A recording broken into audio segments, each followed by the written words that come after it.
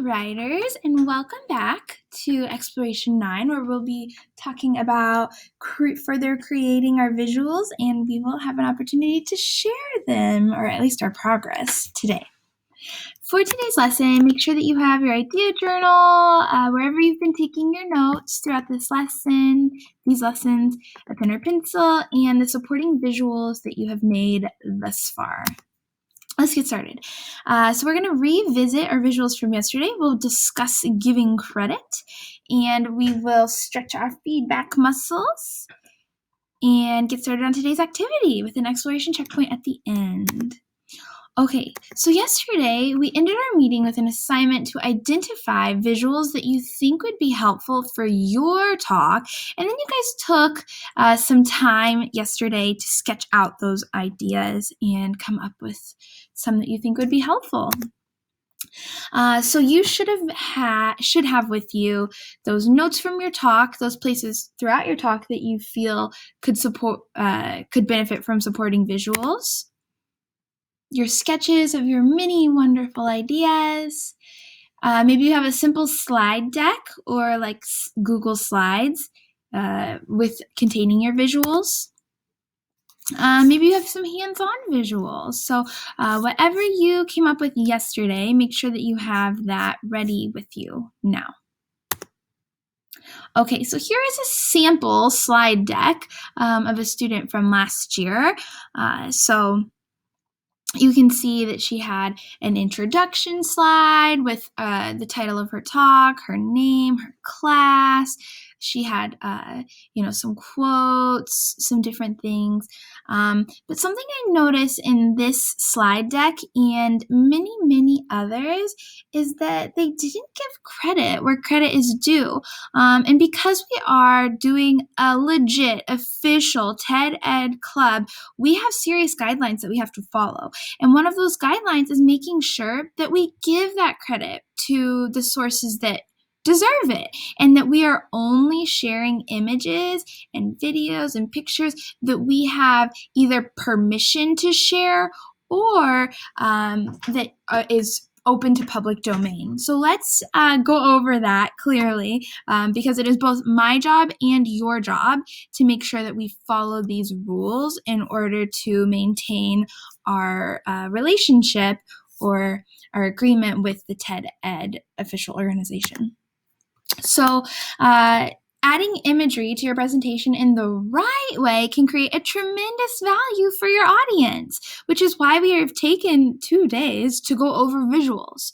So whenever we have statistics, quotes, research, it's really important that we really ask ourselves, where did this come from, and did we fact check it? Because you're sharing this information with the world, you have a moral responsibility to make sure that it's correct information. The only way we can ensure that this information is correct is by checking a variety of different sources. If you find one thing on one website only, and then it can be easily disproven, then you're kind of letting your audience down, and maybe you're spreading some disinformation. And nobody likes that. So for more information about that, you can rewatch our previous lesson about fact-checking your research, because that is very, very important. Okay, also any images, art, pictures, visuals, ask yourself, did you take this or did you make it? If not, where did you find it? Is it public information? Is it available to the public? Or is it from an independent artist's website? And the same applies for film clips, music, animation. Did you take it? Did you make it? Where did you find it? If you are including it, make sure that you have permission, or like I said, it's available on public sites. Okay, and then here are some tips for places to find images, research, things that you don't even have to ask for permission, because the owners have already given permission to the public, and that's why it's available on these sites. So search.creativecommons.org is a great one, because you can find so many different sources at once. It's basically like a Google for owners who have given permission to their their work. So anything you find on this website is free and available for use. Flickr.com/search/advanced is another site you can go to find images if what you're looking for was not available on Creative Commons. And then if you just go to flickr.com/comments is really great for just historical photos. Some other options that you could find public domain images are, I think, Stock, Shutterstock, thisdocs.im, all of these. Also Canva is one. If you're you can actually make your presentation via Canva, and any images that are available on there are free for use as well. Okay, so checking your visuals. So once you have like a simple slide deck put together, check to make sure that your visuals are giving credit where credit is due. So someone worked long and hard for this, so make sure that you're giving them the credit for it. So look through your content, both in your slides and in your actual talk, because I noticed some of you guys have really great information in your talks, but some people have not provided the resource from which they've found it. So remember to include words like according to such and such site, or I found in an article from the Wall Street Journal. Make sure that you're citing where you got your information. You can't just say, I once watched a video of this happening. Isn't that awful? That doesn't establish credibility. Ask yourself, where did it come from? Did you fact check it? And remember to keep track of your sources. So if you find a picture that you're using, do not exit out of that tab until you have saved the URL. Citing YouTube and Google do not count.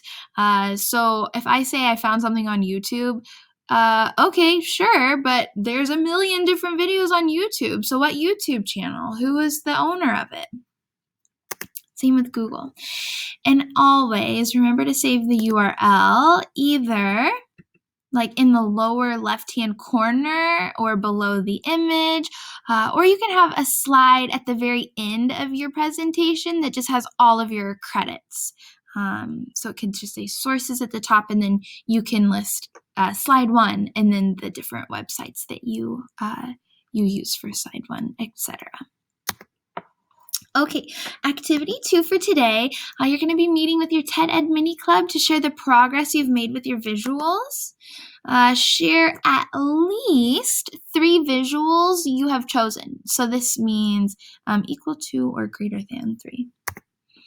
And ask each other, what makes these visuals useful for the talk? Remember to only select visuals that are absolutely necessary to communicate your message.